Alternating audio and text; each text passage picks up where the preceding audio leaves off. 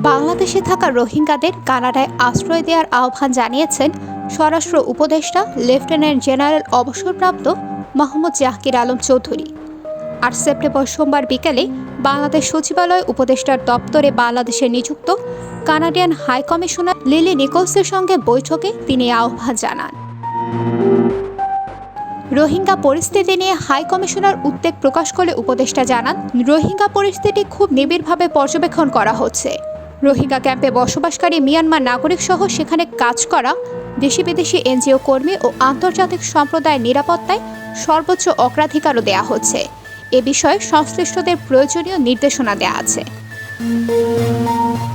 রোহিঙ্গা প্রসঙ্গে তিনি আরও জানান, সীমিত আর্থিক সামর্থ্যের মধ্যে থেকেও বাংলাদেশ অনেক বছর ধরে ১.২ মিলিয়ন রোহিঙ্গা উদ্বাস্তুর আশ্রয় ও প্রয়োজনীয় সহযোগিতা দিয়ে আসছে। এখন সময় এসেছে এ বিশাল জনগোষ্ঠীর নিজ দেশে প্রত্যাবাসন ও অন্য দেশে পুনর্বাসন করা। এ সময় উপদেষ্টা কানাডাতে কিছু রোহিঙ্গার পুনর্বাসনের অনুরোধ জানান।